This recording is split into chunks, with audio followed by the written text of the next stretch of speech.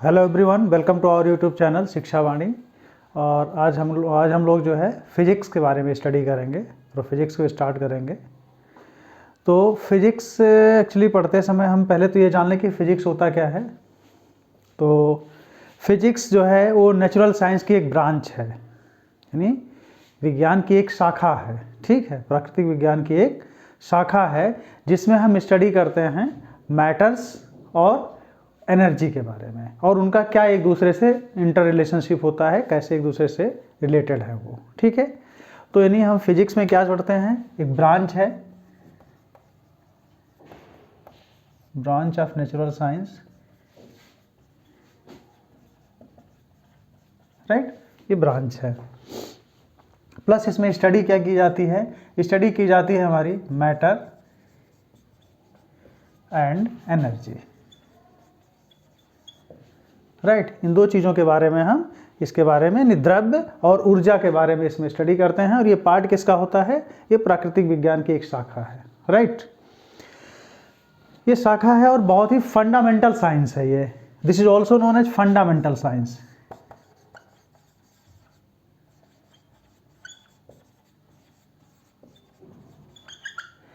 Fundamental science इसलिए क्योंकि जितने भी साइंस के और ब्रांचेज हैं वो उनका जो डेवलपमेंट है that is depend on this physics. Physics पर ही डिपेंड करता है, फिजिक्स का यूज हर जगह होता है इसमें, इसलिए इसको हम फंडामेंटल साइंस कहते हैं, राइट। जब भी हम फिजिक्स में पढ़ेंगे तो यूनिट्स की बात आती है।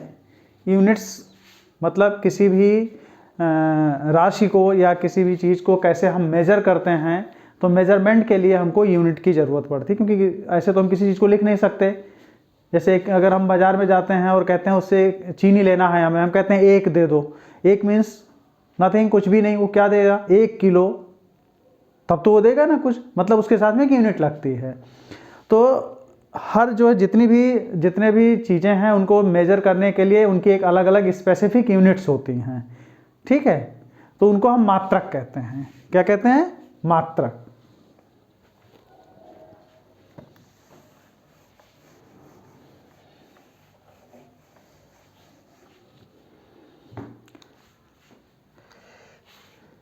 जो यूनिट्स होती हैं,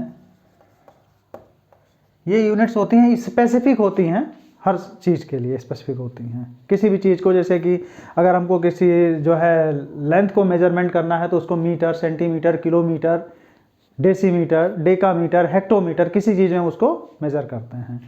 तो जो ये यूनिट्स होती हैं वो 2 टाइप्स की होती हैं। एक तो होती है फंडामेंटल यूनिट,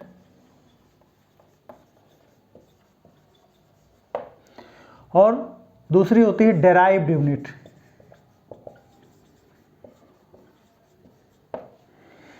फंडामेंटल यूनिट यानी मूल मात्रक, इनको हिंदी में ये लिख देते हैं मूल मात्रक,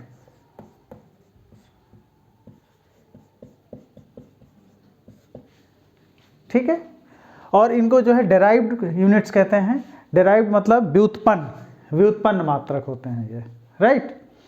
तो फंडामेंटल यूनिट्स होते हैं और डेराइव्ड यूनिट्स होते हैं। पहले तो ये आप लोग जान लीजिए कि फंडामेंटल यूनिट्स और डेराइव्ड यूनिट्स में क्या डिफरेंस है। एक्चुअली फंडामेंटल यूनिट्स हमारी जो है वो बेसिक यूनिट्स होती हैं जिनसे हम डेराइव्ड यूनिट्स को ऑब्टेन करते हैं। तो फंडामेंटल यूनिट जो इंटरनेशनल सिस्टम ऑफ यूनिट्स है, यानी एसआई यूनिट्स जो हैं वो है जिसमें 7 दिए गए हैं, उनको हम कहते हैं क्या, फंडामेंटल यूनिट्स है। उनके बेस पर ही आगे के हम सारे यूनिट्स को डेराइव करते हैं, तो वो डेराइव्ड यूनिट्स होती हैं। Those units which are derived, which are obtained with the help of fundamental units are called derived units. मतलब ऐसे यूनिट्स, ऐसे मात्रक जिनको कि हम मूल मात्रक की मदद से प्राप्त करते हैं, उनको हम क्या कहते हैं, व्युत्पन्न मात्रक कहते हैं, ठीक है। तो अब फंडामेंटल यूनिट्स क्या हैं, हमारे एसआई यूनिट्स को भी फंडामेंटल यूनिट्स कहा जाता है। जो एसआई यूनिट्स हैं उसमें हम क्या करते हैं, एक तो लेंथ है, लेंथ को हम मीटर में मेजर करते हैं। इसके बाद आता है हमारा मास, यानी लंबाई को हम मेजर करेंगे किसमें, मीटर में।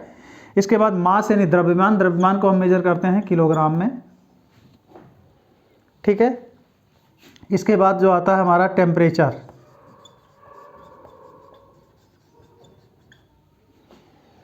टेम्परेचर को हम मेजर करते हैं केल्विन में। टाइम, सॉरी इसके पहले टाइम आ जाएगा, चलो यहाँ लिख देते हैं टाइम। टाइम को हम मेजर करते हैं सेकंड में। और इसके बाद आ जाता है हमारा इलेक्ट्रिक करंट,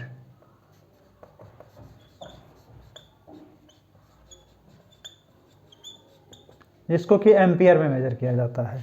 यानी हमारी क्या हो गई, लेंथ, लंबाई, जिसको कि हम मीटर में मेजर करते हैं। मास, मास की यूनिट हमारी है किलोग्राम। टेम्परेचर की यूनिट है केल्विन। और टाइम की यूनिट है सेकंड। और इलेक्ट्रिक करंट की यूनिट है एम्पियर। और इसके बाद जो हमारा सिक्स्थ है यूनिट,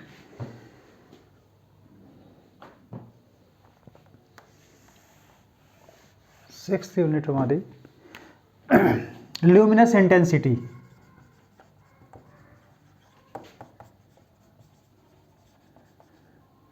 इसको हम कैंडेला से मेजर करते हैं, कैंडेला, CD लिखते हैं, कैंडेला। और इसके बाद आता है कि जो हम मोल, मोल में मेजर करते हैं किसी पदार्थ की या किसी मैटर की क्वांटिटी को। मैटर की क्वांटिटी को जो है हम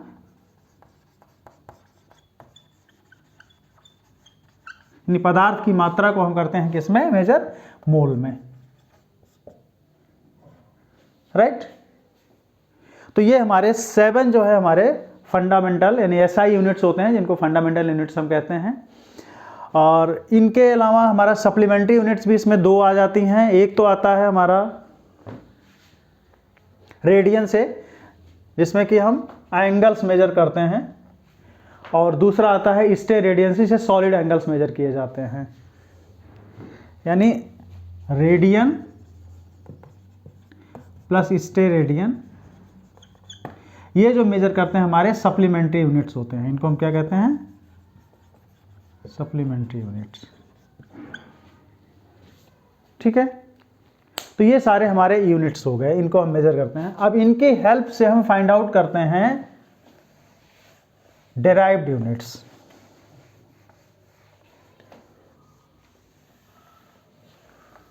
डेराइव्ड यूनिट्स कैसे निकालेंगे? सपोज हमने कह दिया कि एक्सेलरेशन,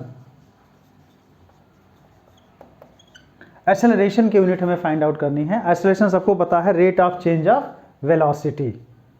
तो उसके पहले हमें वेलोसिटी निकालनी होगी या स्पीड, तब इस पर आते हैं। Speed, speed is equal to क्या होता है, डिस्टेंस अपॉन टाइम। ये फॉर्मूला हम यूज करते हैं स्पीड निकालने के लिए। अब स्पीड के जो है हम यूनिट डेराइव कर रहे हैं with the help of fundamental units, that is distance यानी लेंथ और डिवाइडेड बाय टाइम, सेकेंड। तो इसको लिखते हैं metre per second, that is also known as metre per second, metre per second. यानी डिस्टेंस की यूनिट क्या होती है, मीटर हो गई, और टाइम की यूनिट क्या होती है, सेकेंड हो गई। तो this is the derived unit of speed. Similarly velocity भी सेम होता है। वेलोसिटी क्या होता है, rate of change of velocity displacement. तो that is displacement divided by time. This is also displacement is measured in meter and time in second.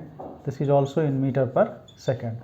But difference है दोनों में, स्पीड और वेलोसिटी में डिफरेंस है। जब हम मोशन चैप्टर स्टडी करेंगे तब इसको हम बताएंगे। वहाँ पर एक होता है वेक्टर क्वांटिटी, एक होता है स्केलर क्वांटिटी। तो स्पीड जो है स्केलर क्वांटिटी है, वेलोसिटी जो है वो वेक्टर क्वांटिटी है। We will discuss it in letter,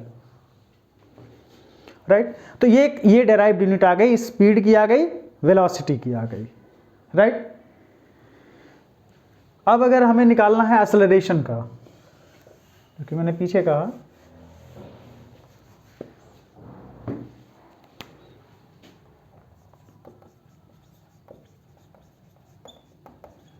acceleration होता है rate of change of velocity,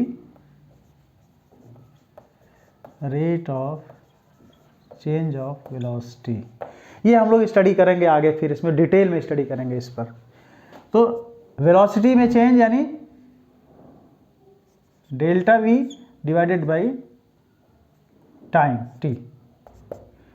तो डेल्टा वी, वी मतलब वेलोसिटी, वेलोसिटी की यूनिट यही रहेगी metre per second, and divided by time second. ये सेकेंड नीचे आएगा डिनोमिनेटर में, तो it will make metre per second square, यानी हमारी जो यूनिट आ गई एक्सेलरेशन की वो मीटर पर सेकेंड स्क्वायर आ गई, ये स्टैंडर्ड यूनिट हो गई हमारी, ठीक है, जो कि डेराइव्ड हुई है कहाँ से, with the help of fundamental units से, राइट। तो डेराइव्ड यूनिट्स और those units which are obtained with the help of fundamental units, clear. इसमें ऐसे सारे बहुत सारे निकाल सकते हैं, आप लोग खुद ट्राई कीजिए, सब निकल जाएंगे।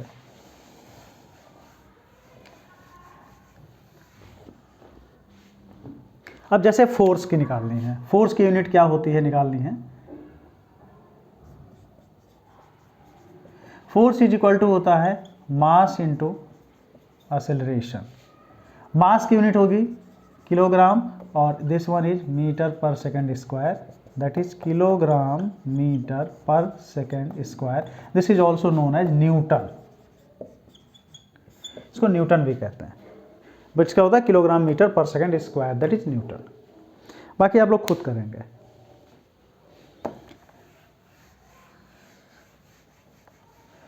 अब मेजरमेंट के हमारे सिस्टम्स हैं कुछ, जैसे कुछ हम फॉलो करते हैं। एक तो MKS सिस्टम को फॉलो करते हैं। MKS सिस्टम का मतलब होता है M for metre,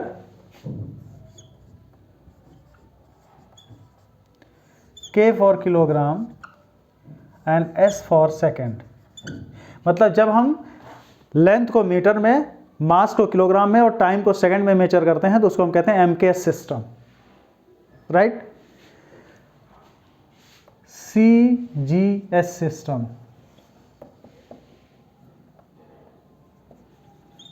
C for centimetre,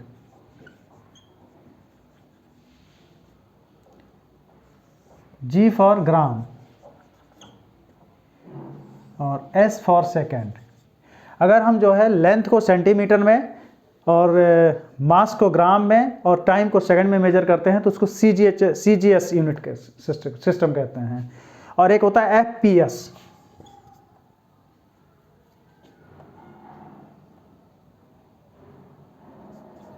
FPS system, जिसमें F for foot, P for pound and S for second. अगर हम फुट, पाउंड और सेकंड में मेजर करते हैं, यानी लेंथ को फुट में मेजर करें, इतने फुट है, इतने फुट है, इतने फुट है, और उसमें P को हम क्या करते हैं, पाउंड में मेजर करें, मास को सेकंड में मेजर करें टाइम को, तो that is known as FPS system. ये तीन सिस्टम ही जो है यूज किया जाता है।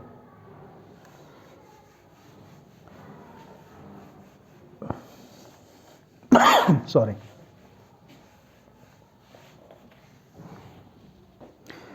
अब इसमें कुछ और चीज़ें आती हैं, दो चार चीज़ें हम बता देते हैं। जैसे कि अगर हमें डिस्टेंस मेजर करनी है तो डिस्टेंस मेजर के लिए हम यूज करते हैं, लॉन्ग डिस्टेंस मेजर करने के लिए, बहुत जो है लंबी लंबी दूरियां नापने के लिए हम यूज करते हैं light year.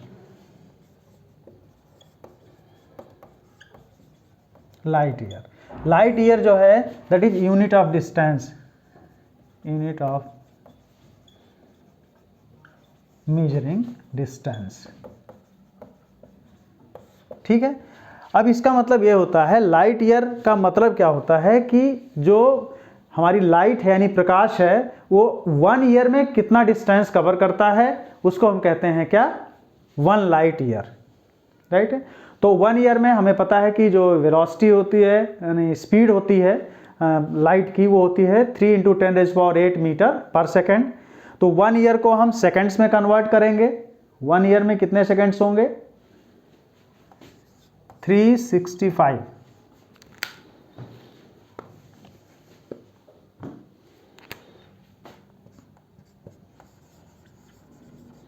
One light year is equal to distance covered by light in 1 year. एक ईयर में यानी एक साल में जितना डिस्टेंस कोई लाइट कवर करेगी that is known as 1 light year. That is equal to distance covered in by light in 1 year, यानी डिस्टेंस का जो है हमारा, इसको सेकंड में कन्वर्ट करेंगे टाइम को, तो दैट इज 365 इंटू 24 आवर्स होते हैं। एक दिन में 24 आवर्स होते हैं, 365 डेज में 365 इंटू 24 इंटू 1 आवर में सेकेंड्स होते हैं 3600 इंटू 3 इंटू 10⁸ मीटर। इतना हमारा आ जाएगा, इतनी डिस्टेंस कवर होगी। That is equal to approximately 9.46 into 10⁻15 metre. मतलब एक लाइट ईयर हमारा कितने के बराबर होता है? 9.46 इंटू 10⁻15 मीटर। राइट, ये होता है हमारा कि distance covered by the light in 1 year. तो that is 1 light year. Light year से बड़ी जो यूनिट होती है, अक्सर ये क्वेश्चन पूछा जाता है, कॉम्पिटिटिव एग्जाम्स में भी पूछा जाता है और ऐसे भी सबको पता होना चाहिए ये चीज़। पहली बात तो ये पता होना चाहिए कि लाइट ईयर जो है वो डिस्टेंस मेजरमेंट के लिए यूज की जाती है। राइट, अब हम इससे भी बड़ी एक यूनिट होती है पारसेक।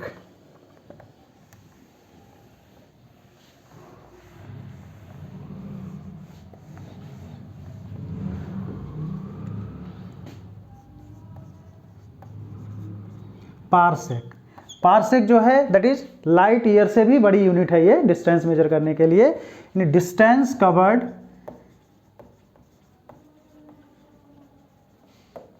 इन 3.26 लाइट ईयर, मतलब कि 3.26 लाइट ईयर में जितनी डिस्टेंस कवर करे होगी that is equal to 1 parsec. तो 1 पारसेक इज इक्वल टू 3.26 और डिस्टेंस जो कवर होती है 9.46 into 10⁻15 metre, and that is equal to comes to 3.08 into 10⁻16 metre.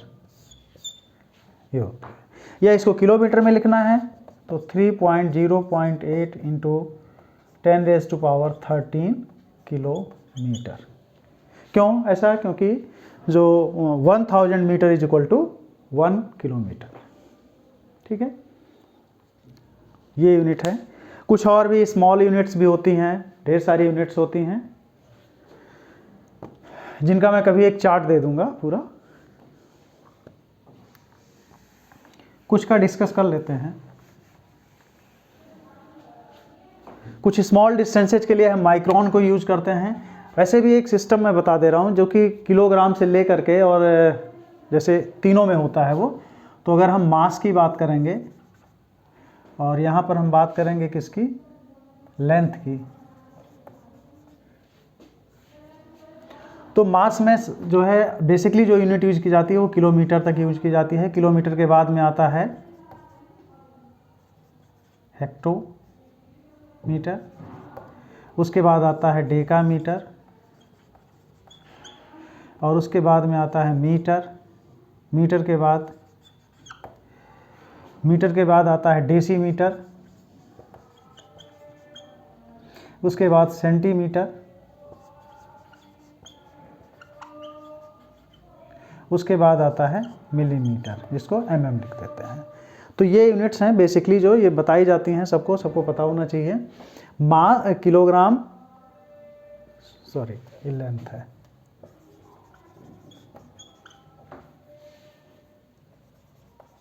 मास में ये हो जाएगा किलोग्राम, हेक्टोग्राम,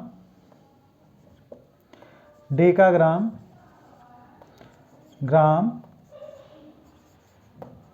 डेसीग्राम, सेंटीग्राम और मिलीग्राम। राइट, ऐसे लीटर में भी होता है, kilolitre, hectolitre, डेकालीटर, litre, decilitre, centilitre और millilitre.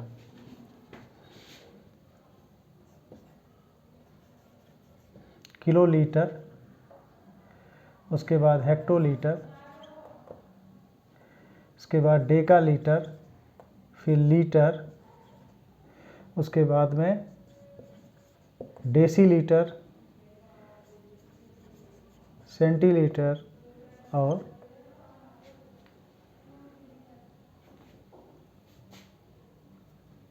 Kilolitre, hectolitre, डेकालीटर, litre, deci, senti और मिलीलीटर। ठीक है, ये सारे आ जाते हैं। तो ये यूनिट्स होती हैं जो छोटी छोटी यूनिट्स हैं, बहुत बड़ी यूनिट्स नहीं हैं। किलोग्राम, किलोमीटर के बारे में, हेक्टोमीटर के बारे में, डेकामीटर के बारे में, मीटर, डेसीमीटर, सेंटीमीटर, मिलीमीटर। और इनका अगर हम इसमें से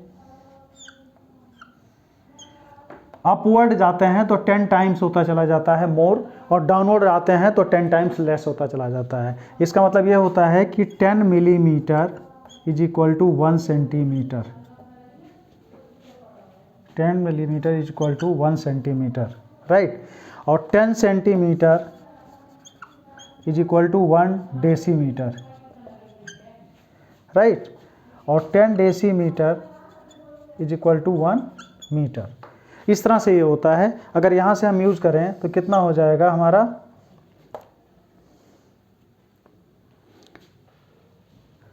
1000 हो जाएगा, यानी 1000 millimetre is equal to 1 metre, क्योंकि 3 जीरो यहाँ से जंपिंग हो जाएगी। 100 centimetre is equal to 1 metre. ये जो बताया जाता है सब इसी पर बेस्ड है। अगर ये आप याद रखते हैं तो आपको सिंपली इन मेजरमेंट्स में कोई प्रॉब्लम नहीं होगी। जैसे यहाँ पर 1 किलोमीटर में 10 हेक्टोमीटर होता है, 100 डेकामीटर होता है और 1000 मीटर होता है। नीचे के आने से 10 टाइम्स मोर होता चला जाएगा अगर इसकी वैल्यू, इसके कंपेयर इसको करेंगे तो। ठीक है, समझ में तो आ गया होगा। मतलब कि अगर यहाँ से हम यहाँ आते हैं और इसको इसमें कन्वर्ट करते हैं, किलोमीटर को हेक्टोमीटर में, तो 10 टाइम्स मोर हो जाएगा। लेकिन अगर हेक्टोमीटर को किलोमीटर में कन्वर्ट करते हैं तो 1/10 हो जाएगा। ठीक है, अगर ये नहीं समझ में आता तो आप लोग कमेंट कीजिए, मैं इसको फिर से करा दूंगा।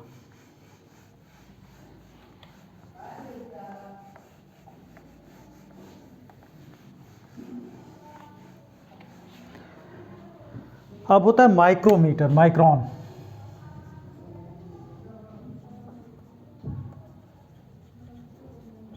That is 10⁻⁻6 metre.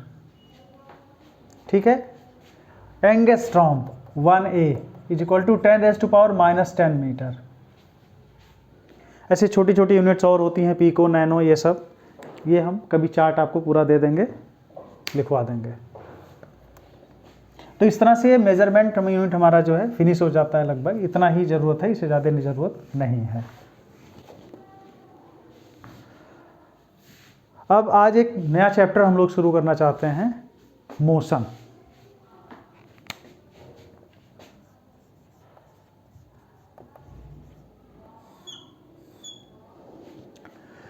Motion, motion का मतलब क्या होता है, गति, राइट। जब कोई ऑब्जेक्ट जो है हमारा अपनी पोजीशन चेंज करता है तब हम कहते हैं कि the object is in motion.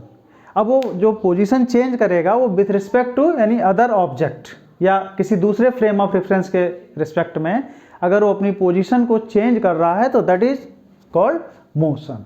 Motion basically क्या होता है, चेंज इन पोजीशन। जैसे कोई ऑब्जेक्ट यहां पर है और अपने टाइम के साथ, विथ टाइम के साथ अगर उसकी पोजीशन चेंज हो रही है तो उसको हम क्या कहेंगे, मोशन में है, राइट। जैसे ये ऑब्जेक्ट यहां से उठ के यहां पहुंच गया टाइम से कुछ समय बाद, तो इसका मतलब यह है कि ऑब्जेक्ट इज इन मोशन। और ये किसी फ्रेम ऑफ रेफरेंस के रिस्पेक्ट में होता है, ठीक है, या किसी दूसरे ऑब्जेक्ट से हम इसको कंपेयर करते हैं। ठीक है, तो change in motion is basically change in motion is change in position with time, right. अब मोशन यानी गति, ये कई प्रकार की हो सकती है। बेसिकली इसको हम 2 पार्ट्स में डिवाइड करेंगे। मोशन कई तरह का हो सकता है। तो मोशन पहला एक हो गया रेक्टिलिनियर मोशन या straight line motion.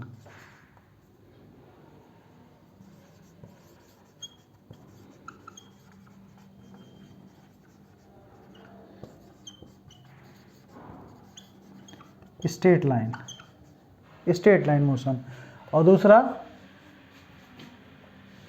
Motion in a curve.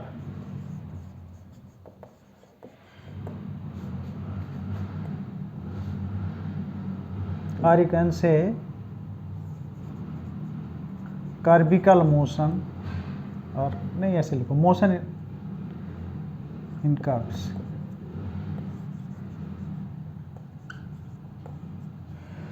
मतलब कर्व पर जब मोशन होता है, कर्व हमारा कुछ भी आ सकता है, ये अपना एक वर्ड है। अब यहाँ पर ये हो सकता है कि वो सर्कुलर मोशन हो सकता है वो जो है पैराबोलिक मोशन हो, कुछ भी हो सकता है। तो इसमें कई पार्ट्स डिसाइड होते हैं, जैसे सर्कुलर मोशन,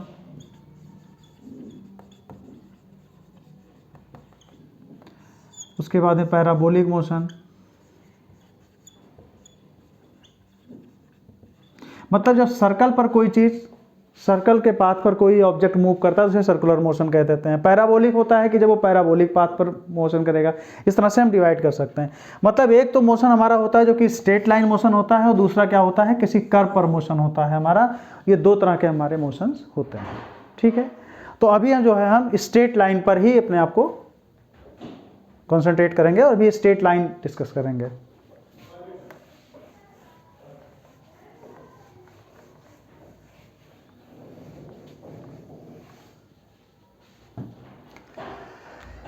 जब मोशन होता है तो ऑब्जेक्ट की पोजीशन चेंज होती है। इसके पहले कुछ हम दो चीज़ें और डिस्कस कर लें। एक होता है scalar quantity,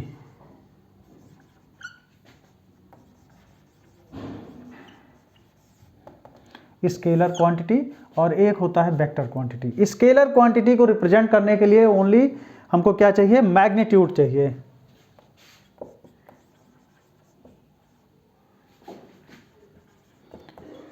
contains only magnitude. इसमें केवल मैग्नीट्यूड हमें चाहिए, डायरेक्शन की जरूरत नहीं होती है। जबकि जो हमारे वेक्टर क्वांटिटी होते हैं,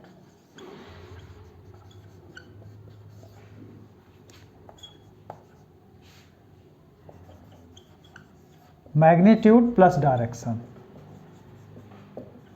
इनमें दोनों चीज़ें होती हैं। यानी जब वेक्टर क्वांटिटी होगी तो magnitude as well as direction भी होगा, और इसको स्केलर क्वांटिटी में क्या होगा, ओनली मैग्नीट्यूड होगा। जैसे वॉल्यूम,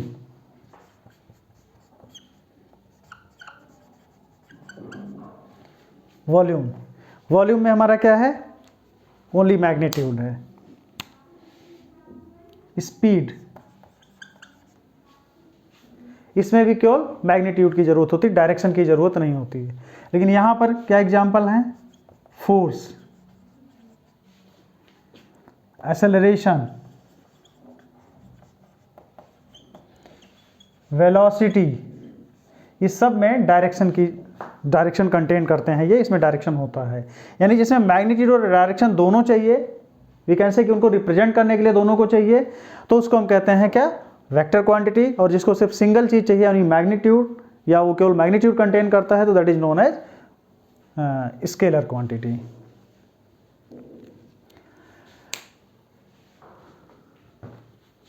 अब दो तीन चीजों का नाम लेते हैं हम। एक तो होता है प्रेशर,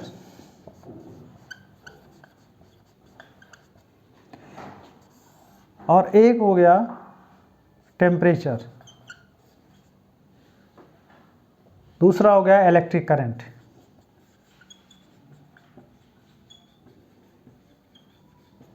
ये तीनों चीज़ों को हम क्या कहेंगे, स्केलर क्वांटिटी या वेक्टर क्वांटिटी। तो ये स्केलर क्वांटिटी ही कंसीडर की जाती हैं, स्केलर क्वांटिटी ही हैं ये, यानी प्रेशर, टेम्परेचर और इलेक्ट्रिक करंट। क्लियर?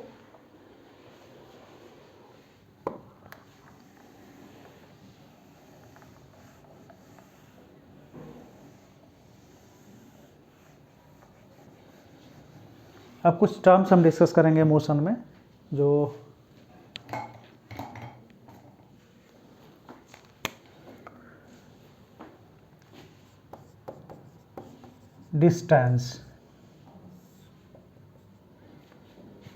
डिस्टेंस को हम क्या कहते हैं, और एक होता है डिस्प्लेसमेंट। दो चीज़ें,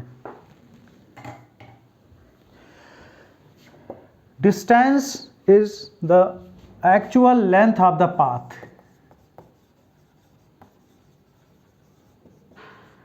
actual length of the path. जब भी हम चलते हैं या कोई चीज़ मोशन में करती है, ऑब्जेक्ट मोशन में है, तो उसने एक्चुअल कितना जो है पाथ जो कवर किया, उसकी एक्चुअल लेंथ क्या है, that is known as distance. जैसे अगर कोई ऑब्जेक्ट है, यहाँ ए पर है, ये बी है, ये पॉइंट सी है, ये ए से बी पर गया, बी से सी पर आया, तो इसका जो डिस्टेंस होगा, distance is equal to A B plus B C, इन दोनों को मिला के जितना उसका है, that will be the distance. Distance क्या होगा, ए बी जितना उसने कवर किया यहाँ तक का पाथ, और ये जो पाथ है इनकी टोटल लेंथ जो है, that is known as distance. ठीक है। बट अगर हम बात करें डिस्प्लेसमेंट की,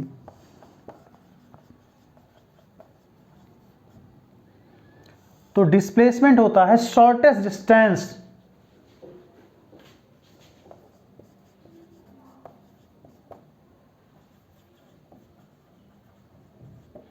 ये होता है shortest distance between the initial point and final point position. Initial position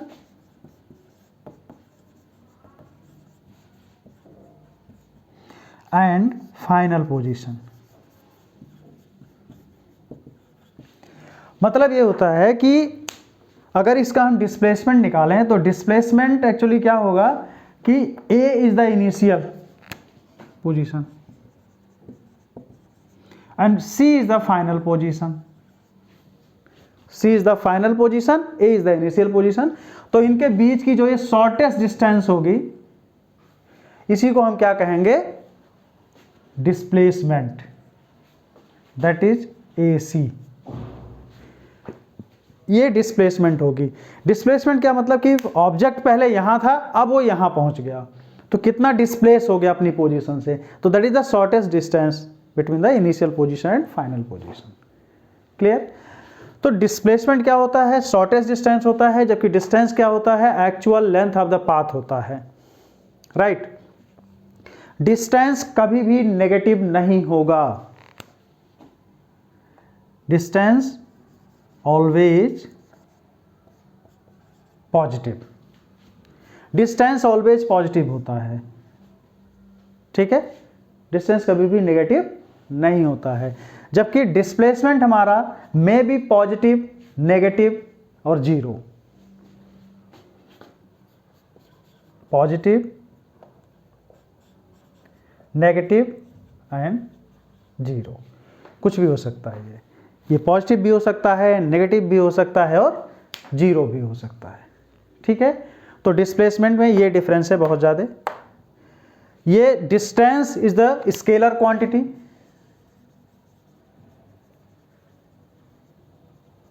और जो डिस्प्लेसमेंट है ये वेक्टर क्वांटिटी है। क्लियर, समझ में आया। अब हम ये दिखाएं कि डिस्प्लेसमेंट जीरो कैसे हो सकता है, जबकि डिस्टेंस कभी भी जीरो नहीं होगी। डिस्प्लेसमेंट और डिस्टेंस का डिफरेंस तो आई थिंक समझ में आ गया होगा। एक और एग्जांपल लेके चलते हैं।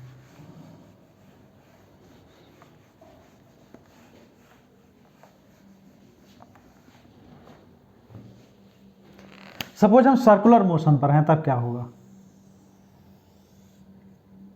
सर्कुलर मोशन पर यहां से हमने स्टार्ट किया पॉइंट ए से मोशन स्टार्ट होता है और वो ऑब्जेक्ट यहां पहुंच जाता है बी पर।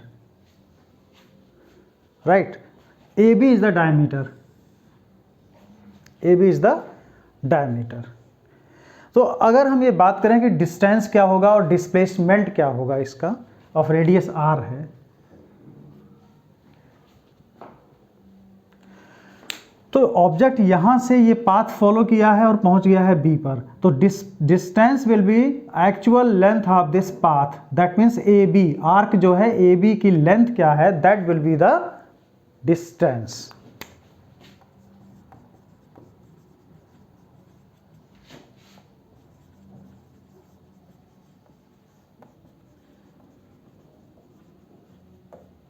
Length of the arc A B. A B का जो लेंथ होगा वो हमारा होगा क्या, डिस्टेंस होगा, राइट। तो ए बी की लेंथ क्या होगी, ए बी की लेंथ हमारी क्या होगी, सेमी सर्कमफ्रेंस और semi perimeter of the circle, that is equal to pi r. यही होगा ना, अर्ध परिमाप वृत्त का होगा ना ये पूरा, जो उसकी परिधि होती है उसकी आधी। ये हो गया हमारा क्या, डिस्टेंस। बट डिस्प्लेसमेंट,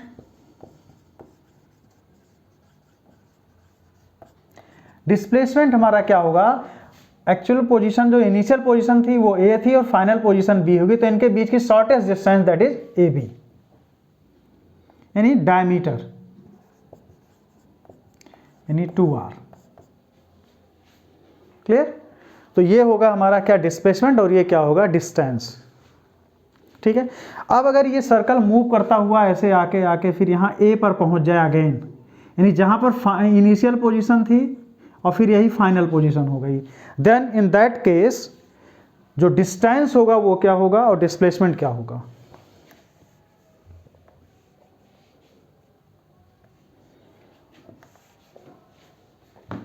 अगर ऑब्जेक्ट हमारा यहाँ से मूव करता हुआ पूरे सर्कल के इस पाथ को और फिर यहीं पर ए पर पहुंच जाता है, तो जो डिस्टेंस होगा that is equal to circumference of the circle, क्योंकि उसने पूरा ये पाथ को फॉलो किया है, इसकी total length.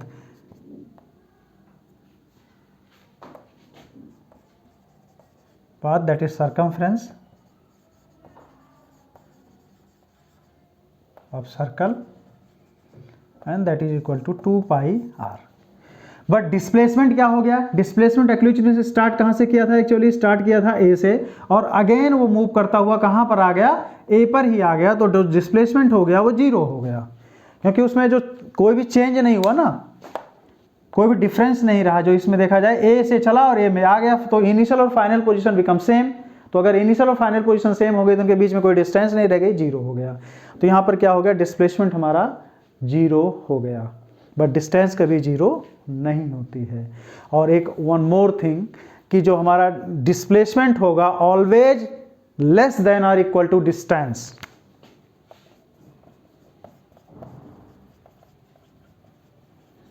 Displacement always less than और इक्वल टू डिस्टेंस, मतलब ये डिस्टेंस के बराबर हो सकता है लेकिन हमें, या डिस्टेंस से कम हो सकता है, कभी डिस्टेंस से ज़्यादा नहीं होगा ये। Clear, any doubt.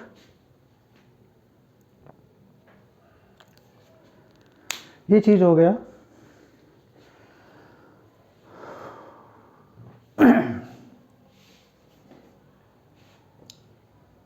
अब स्टडी करते हैं 2 और टर्म्स।